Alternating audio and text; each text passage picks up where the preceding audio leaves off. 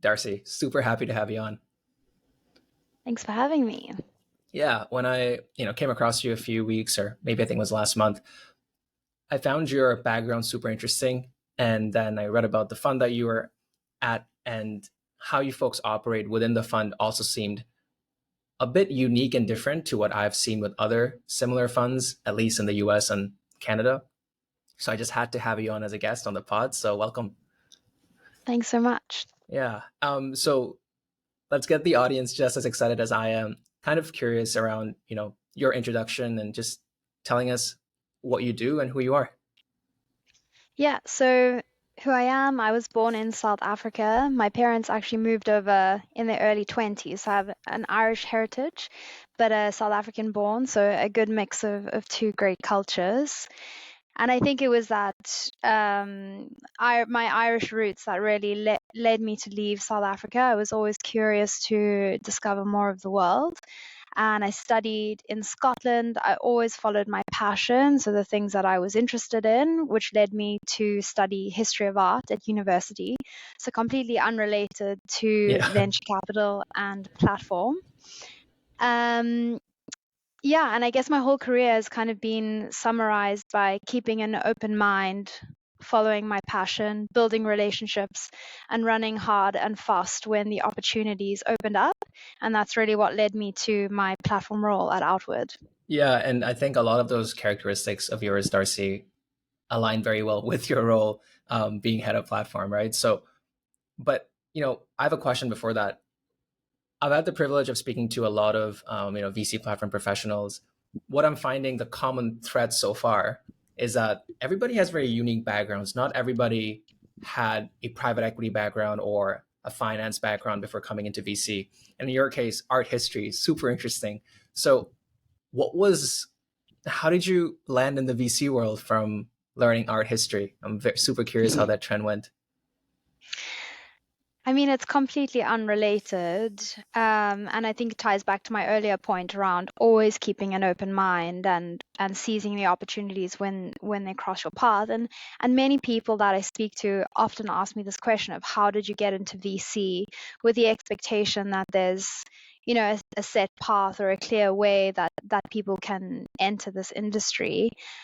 And for me, there wasn't. And I've met a lot of people where they have a similar view. But I'll tell you my story, which is that after studying history of art, I then went to business school to broaden my horizons, again, keeping as many paths open as possible until I really figured out what I wanted to do and dedicate my life to.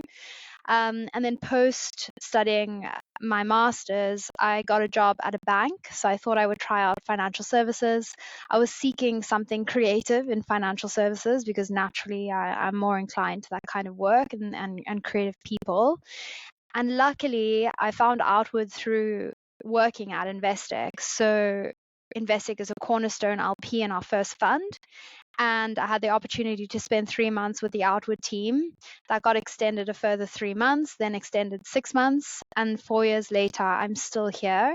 And really, what I did when I joined the team was just find as many gaps as possible. So at the time when I joined, they didn't have a website, the fund was just being set up.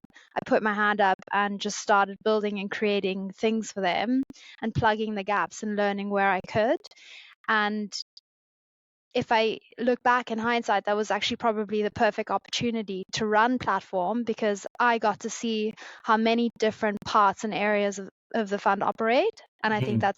that makes me quite efficient and useful in my role today because I work across so many areas. Yeah, it sounds you sound like an early stage startup founder, just making sure doing whatever needs to get done in order to keep the ball moving and to push the needle forward. Absolutely. Yeah. And as I said, when I joined Outward, we were 2 weeks away from the first close of the fund. So I haven't been there from the very beginning, but definitely from the early days. That brings up a good point then. So maybe what did that first what did that first, week or first 2 week feel like? And I'm very early on in my career and I've worked at two companies so far, both pretty big companies. The first week can become there's two strands in my opinion. One is you take it easy. You look at the first week, you look at the second week, and you think, you know what, I have enough time to mesh in, there's time for everything. But then there's a second type of people who say, no, no, first week is when I hit the ground running, because this is when first impression matters and I need to absorb as much as I can from day one. My gut tells me you're the type two, but would love to know what that first, second, or first month and everything, how did it feel, and how did you not get super overwhelmed being super new to VC? Well, I would correct you there and change the word week to maybe months. The first few months were extremely overwhelming. This was a completely new industry that I actually didn't know a lot about. I had to learn the culture, Mm, learn about different brands in the industry, how things operate, how things work. Each fund is so different. And also, you're constantly being surrounded by some of the smartest people yeah. in their fields. So I suffered massively from imposter syndrome. Also, I was new to finance as well, coming from an art history background. So I was really trying to figure out how can I add value in this industry when I'm surrounded by such greatness. Mm, And then in terms of like specifically to Outward, what it was like for me, there were so many firsts for me, but at the same time, there were so many firsts for my fund. So I got to be there for the first close. I was sitting in the room when we invested in our third company. So when I look back now, I'm so grateful that I was a part of those moments because I can see how far we've come as a fund, and I really feel like a founding member of the team, having lived through some of those milestone experiences for our team. Um, so yeah, it's been extremely rewarding having seen all of that, and we've progressed a lot. And I think as a team, we have a huge sense of ownership and where the brand has come today. that's a great story. That's genuinely a great story. Yeah, I Thanks. can, yeah, and I can sense the sense of ownership and a good, healthy level of pride in your voice as well. And it shows to me, to be very direct and honest with you, it shows to me how connected you feel with the team and also with the purpose of building the fund. Personally, I sometimes ask if I'm in the right line of work. I always do this every few months. I'll ask myself, Mash, is this something that you're interested in doing for the next 5, 7, 8, 10 years? Because I personally feel that if you're not in it for the long run, if your heart's not in it, it's just really hard to keep working more than 10 hours a day towards whatever it is that you're on, right? Yeah, Um, absolutely. I think there's a beauty in joining a fund at the beginning, just as it is like joining a startup where mm, so much has still to be created. So you can see yourself in certain processes or small wins and victories because the team is so small and everything is being done for the first time, that there's a real sense of pride in that. And that's what keeps our team motivated for sure. And the GPs are quite unique in that everybody has ownership in the fund and the carry, and everybody is well incentivized, and I think that's like a real game changer when it comes to Outward. yeah, I do have a question for you, and this is Yes. something I've struggled with in the past. Um, Imposter syndrome. Mm-hmm. How, like, what? Okay, it's so tough, right? Because your mind tells you that you may or may not be the right person to answer a question.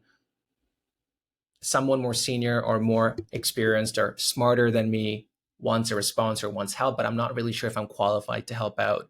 Is there a better person on my team? Oh, what do I say?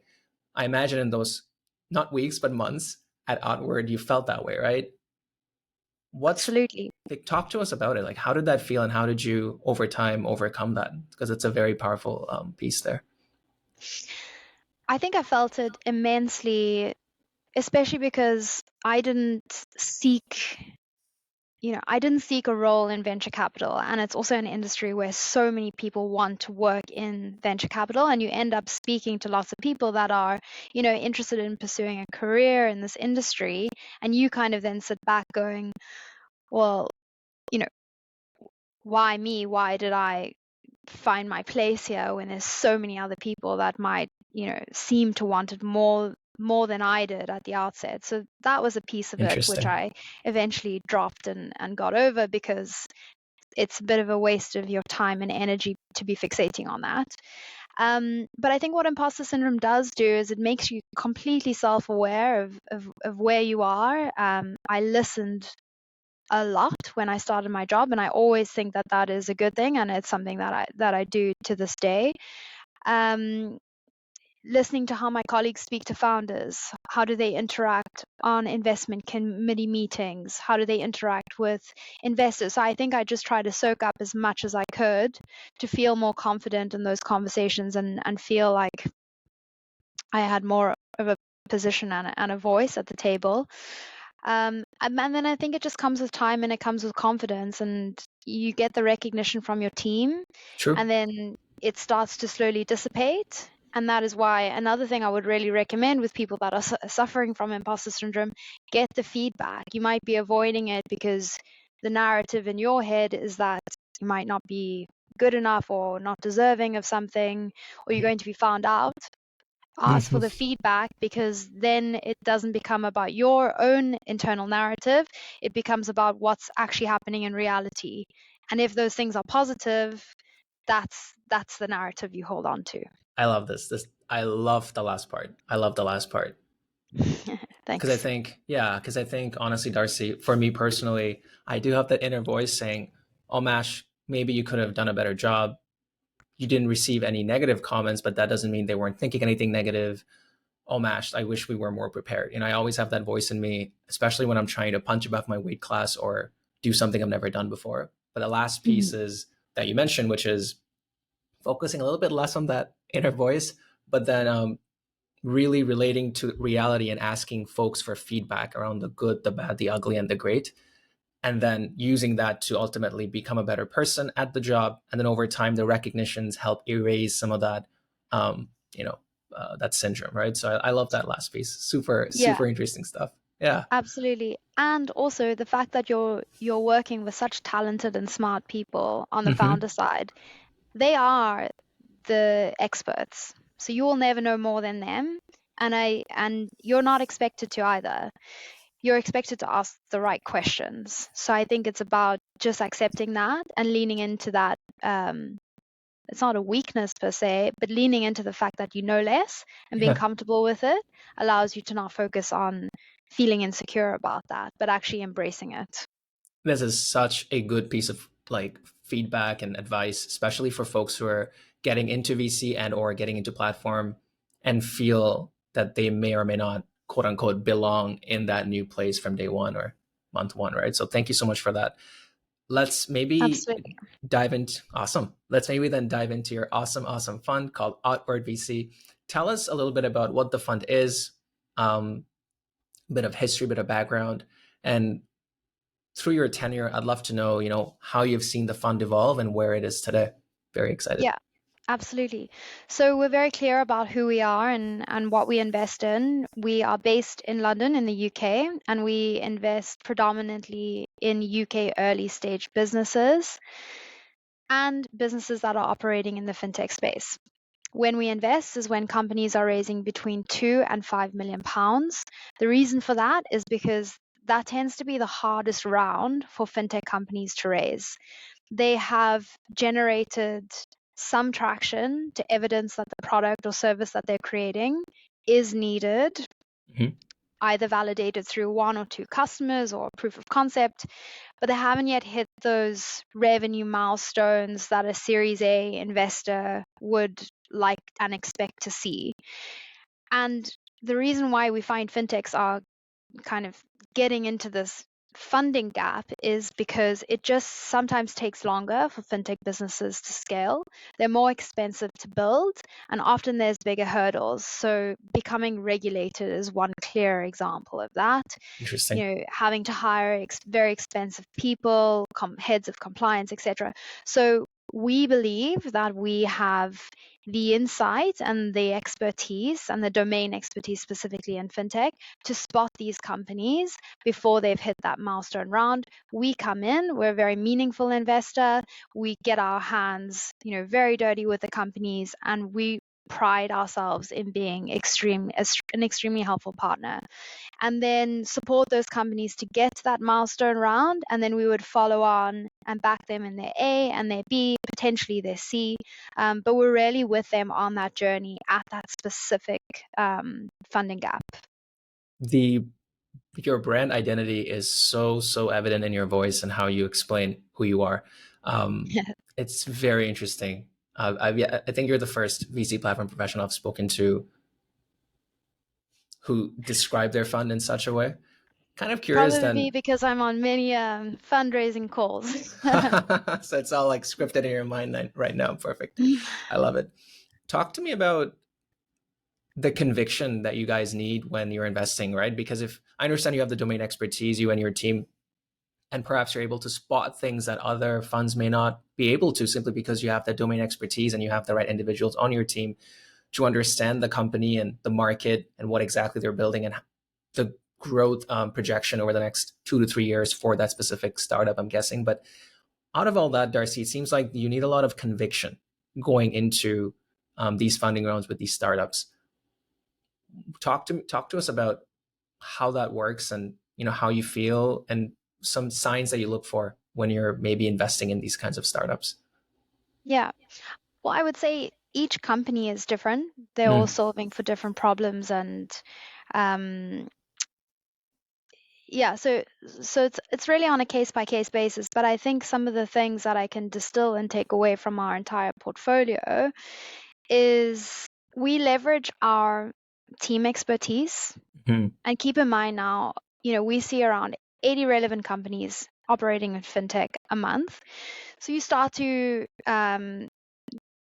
pattern recognition is a big thing. noted. You might be looking at a company, and you've seen 6 or 10 others that are building in the same space, and you're Mm, kind of learning what's the success factor there. Is it their go to yeah. market, or is this team better to execute on the product? So you have that kind of context when you're looking at an investment opportunity, Hmm. and that's because we're very focused on fintech. Yeah, And and then building makes conviction as sense. well comes into our process within the team. So we leverage our investors who have invested in our fund. A lot of them have fintech domain expertise. We Hmm. lean on them. We do some reference calls with them, and we've got a hyper relevant fintech network around us. Sometimes we speak to our own founders when investing in another business because they might know about the space, or they might be experiencing a challenge that that company is looking to solve for.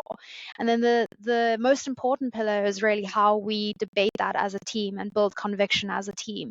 And it's never a slam dunk. There's always discussion and debate about why a company might or might not succeed. And something that I am very proud of that Outward does really well is that every single person in the team, including myself, a platform person, has a seat at the table, and we debate and we discuss the opportunities that come through, and we really create the space for people to have a voice, and to debate the company. So I think that that plays a huge role as well.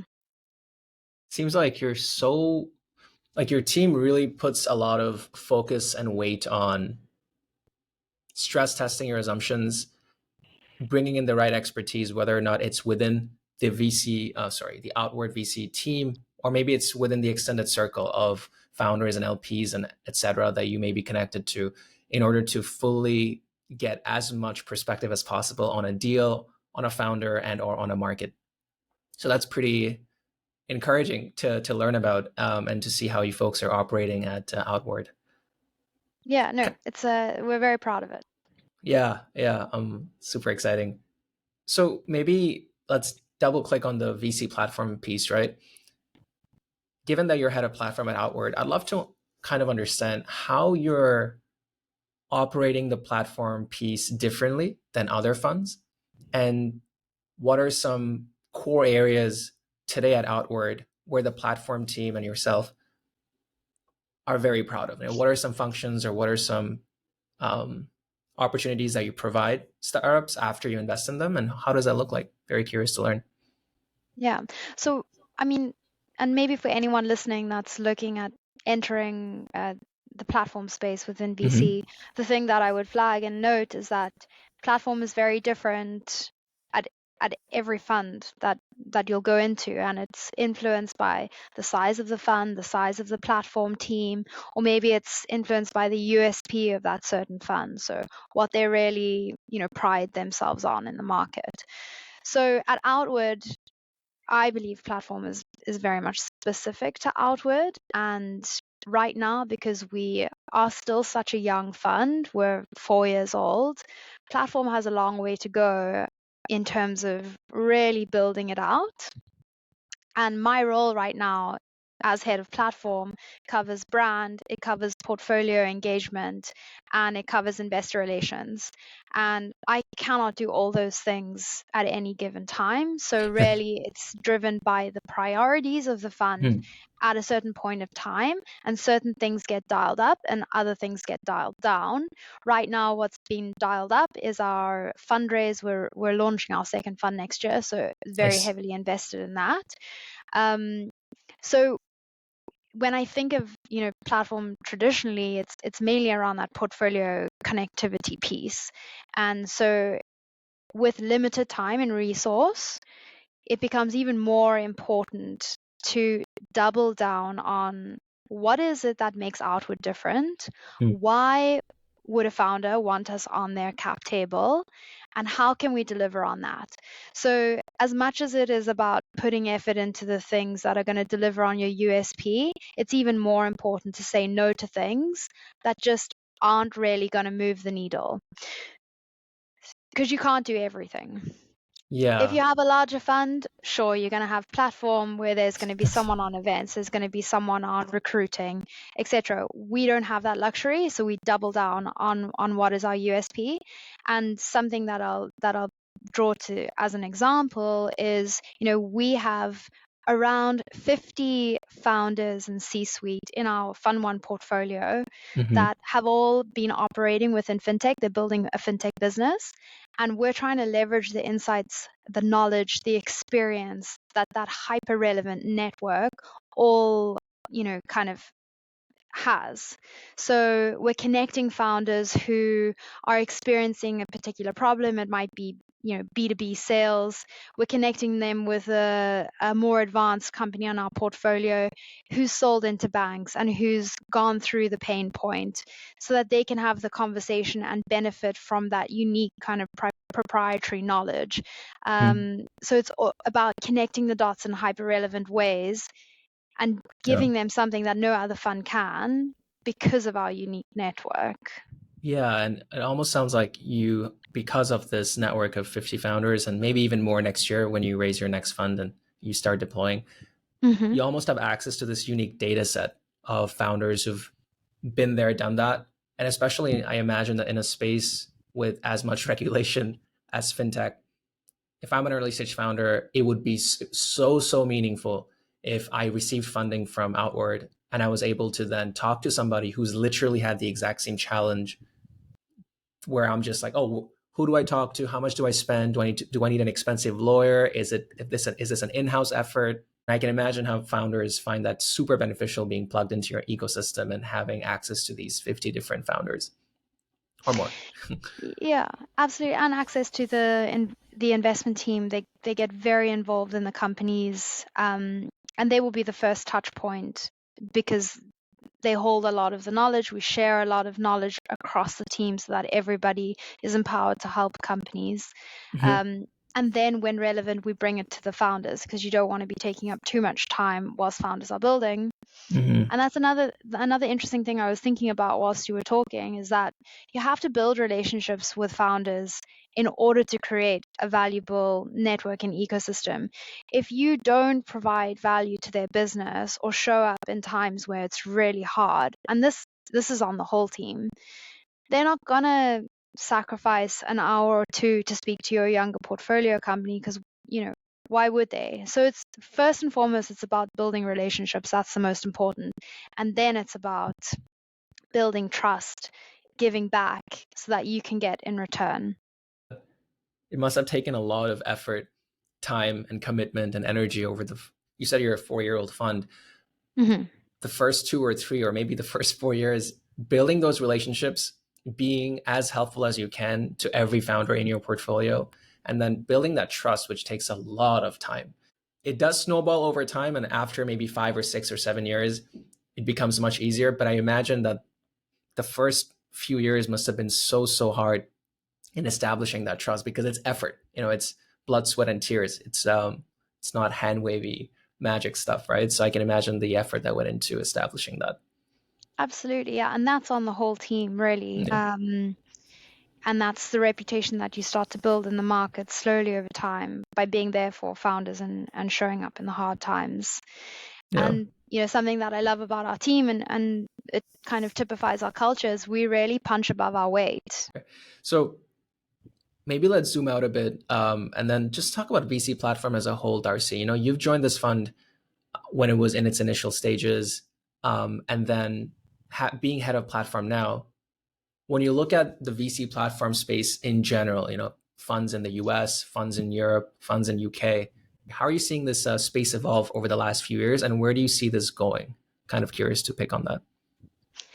Yeah, I think it's evolved tremendously over the past few years. I've Mhm. been actively involved in those communities probably for only around a year.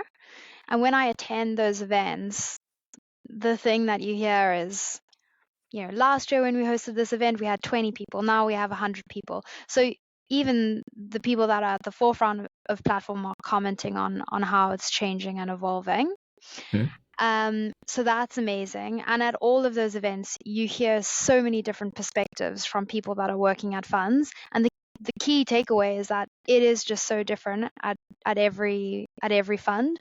But the amazing thing is that the community is so forthcoming with information, knowledge, resources, networks. I'm on a platform WhatsApp group for Europe, and post one question, you'll get 10 replies No with way. offers to introduce you to various people. And I know that is very big in the US. The US is probably leading on that front. But it's a very exciting space. And I think there's many opportunities for a number of different types of people. I've got a strange but interesting question for you, D'Arcy. Why do you think that is? Why do you think people in platform, like, what drives, I wouldn't say curiosity because that's a given, but what drives this helpfulness behavior? Because I've noticed this myself. I'll reach out to folks who work in platform, and they're very open to coming on a podcast and talking about who they are and how they want to be helpful. I just feel folks in platform are more helpful, they're kinder, they're more open to experiences. What I'm asking you is, why do you think that is? What do you think drives this kind of very warm character? Kind of curious. I mean, I would say I've experienced it across the whole VC landscape. It's a very Interesting. collaborative industry, and you have more to gain when you have stuff to share. Interesting stuff. So I guess maybe we can then close off with some rapid fire questions, D'Arcy. The questions are a bit odd slash strange, but I'm super curious to hear your responses. So I'll throw them at you. So it's more around your personal habits or your personal likings. So let's start with your favorite pizza topping. What is it? Avocado. When I read that, or when I knew about that, when I heard it, I was so weirded out. Why avocado? Like it's I've seen that here in Toronto. You can actually see that in restaurants, avocado topping, and I always skip because it makes no sense to me. So I what's think the it's mystery? a I think it's a South African thing. You'll always see avocado on pizza in South Africa. I'll just make a note that it's always cold. It goes on at the end. It doesn't get put into the pizza oven. And yeah, recommend it before you knock. I try it before you knock it. All right, you know what? I'll actually try it. I promise you, I'll try it. Favorite book? 4,000 Weeks. It Mm. changed my perspective on how I think about time and leaning into the fact that time is finite. And it also completely changed the perspective of my partner's understanding of that. So it's a very influential book. We actually gave it to all of our founders as a gift last year. Interesting. 4,000 weeks. I'll look into it. Is it? Would you say it's just literally like a random guess? Is it more about productivity or Um, self help book? I would say it's well, on average, you have 4,000 weeks to live. Oh, what? And yeah, the All right. Wow. average person lives for 4,000 weeks, so it's about coming to terms with that and yeah, making the best use of your time, I would say. So it's a little bit Fourth, more spiritual than productivity, but it does touch on productivity. oh God, okay, I did not know that. That's actually ultra interesting. Wow. Okay. Okay. Wow. Threw me off with that answer. Okay. Favorite TV show. Ooh, Marvelous Mrs. Maisel. She's fabulous. I hope I'll be like her one day. Okay. Who is she? Is she I have no idea who she is. I don't want to make guesses. I think it's set in the 60s, in New York. She's a, you know, Jewish lady, marries a Jewish man, Hmm? housewife, and then she becomes a stand-up comedian, gets divorced, and kind of breaks all the rules. Oh, love it. And she's awesome. Yeah. Okay, I love it. Sold me on that part. Favorite animal. Gorillas. And I recently actually just went gorilla trekking. So, Gorilla yeah. trekking. Yeah. What I is was in that? Uganda. Oh, You go in and see the gorillas in their natural habitat. I've never heard of that. Wow. Okay. These are It was like a valley bucket bombs. list That's trip. super interesting. Okay. I just recently met someone who came from Uganda. He said it was a great trip. So gorilla trekking, I would, never yeah, heard of highly it. recommend. Okay. Interesting. Favorite comfort food. Pasta, Makes sense. always. No questions on that. And then best way to spend a calm Sunday morning. How does Darcy spend her Sunday mornings? The best ones. I will plug my neighborhood in London, Bermondsey. I love it. Going to my favorite bakery, getting a croissant, and yeah, hanging out there. Simple pleasures of life. Am I right? Yes, That's awesome. Well, Darcy, the last part of the podcast was extremely interesting. A lot of facts about gorillas and books and avocado toppings on pizza I have not heard before. But jokes aside, super interesting pod. Got to learn a lot about how you operate, how the fund operates, and you dropped some really good value bombs. So I love it. Thanks so much for coming on board. absolutely. Thanks for having me. Thanks for thanks for everything, Cheers. Darcy. Take care. Bye bye. Bye.